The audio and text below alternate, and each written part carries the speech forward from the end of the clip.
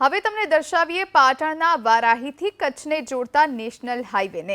અહીં હાઈવે છે કે ગ્રામ્ય વિસ્તારનો રોડ તે કહેવું મુશ્કેલ છે, કારણ કે હાઈવે બની ગયો છે મગરની પીઠ જેવો। વારાહીથી સામખિયાળીનું અંતર છે 100 કિલોમીટરનું, પણ આ હાઈવે પરથી પસાર થવામાં તમારે 4 કલાકથી વધુનો સમય વીતી જાય। વાહનોને તો નુકસાન થાય, પણ સાથે વાહન ચાલકોની કમર પણ તોડી નાખે। આ હાઈવે પણ 3 સ્થળે ટોલ ટેક્સ ચૂકવવો પડે છે। મોટા વાહનોને 3 ટોલ ટેક્સ પાસ કરવા 1500 રૂપિયા જેટલો તોતિંગ ટોલ ચૂકવવો પડે। પણ હાઈવેની હાલત એ હદે જર્જરિત છે કે ભ્રષ્ટાચારના સળિયા દેખાવા લાગ્યા છે, તો ક્યાંક હાઈવે પર કપચીઓ દેખાવા લાગી છે।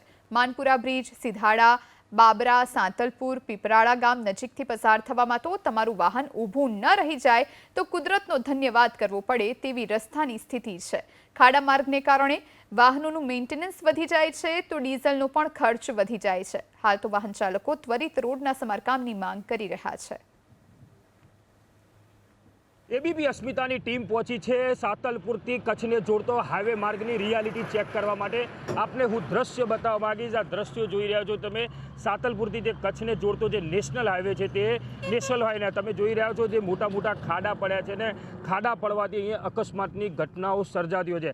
હાલ તો આ હાઈવેને મોતનો હાઈવે કહીએ તો પણ ચાલે એવું છે, કેમ કે અહીંયા થોડાક દિવસ અગાઉ જ એક ટ્રક ડ્રાઈવર જે પોતે નીકળતો હતો ને તે ખાડામાં પટકાવાથી તે પોતાનો કાચમાંથી નીકળીને તે પોતાના જ ગાડીના ટાયરના અંદર આવી ગયો હતો ને તે મૃત્યુ પામ્યો હતો।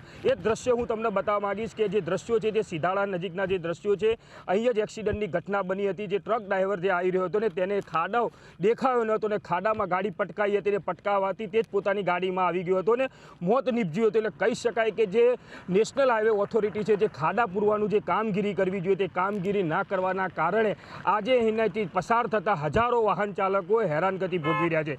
ઘટના બન્યા બાદ તરત જ નેશનલ હાઈવે ઓથોરિટી જાગ્યું હતું ને રોડ ઉપર મેકઅપ તો કર્યો હતો, પરંતુ તમે જોઈ રહ્યા છો તમામ મેકઅપ છે તે પાછો ધોવાઈ ગયો છે તેવા દેખાઈ રહ્યા છે। એ કહી શકાય કે નેશનલ ઓથોરિટી હાઈવે છે તે પોતાનો ટોલ ટેક્સ તો પૂરેપૂરો ઉઘરાવે છે, પરંતુ જે વાહનદારો છે, જે અહીંથી પસાર થતા જે વાહન ચાલકો છે એમને જે સર્વિસ આપવી જોઈએ તે સર્વિસ ના આપવાના કારણે અહીંયા દિવસોના કેટલા અકસ્માત નાના મોટા સર્જાતા છે અને ક્યાંક ને ક્યાંક લોકોને જીવ ગુમાવવાનો વારો આવતો હોય છે।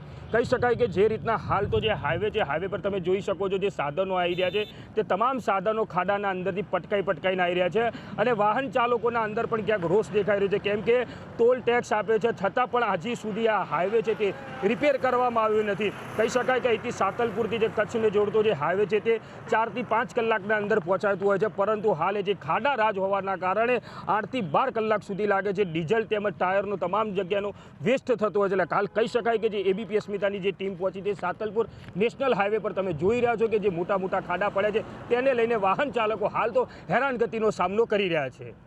એજાજ મંસૂરી, એબીપી અસ્મિતા, પાટણ।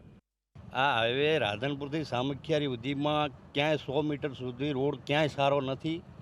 2 ટોલ છે રાધનપુરથી સામખિયાળી સુધીમાં, અને આ ખાડાના કારણે ઘણા બધા અકસ્માતો થાય છે અને અનેક લોકોએ જીવ ગુમાવ્યા છે, પણ તે છતાં તંત્ર કાંઈ કરતું નથી। હાઈવે સાહેબ આટલામાં તો એટલો બધો ખરાબ છે કે સાયકલ ચલાવવી હોય તો મુશ્કેલી છે। મોટી ગાડીની તો વાત અહીંયા જ રહી, પણ સાયકલ ચલાવવી હોય તો એટલી બધી મુશ્કેલી છે કે વાત મૂકી દો ને। આટલામાં તો એટલા બધા એક્સિડન્ટ થયા છે। આ 1 મહિનાની અંદર 5 થી 6 એક્સિડન્ટ થયા અને 2 માણસો એટલા મરી ગયા।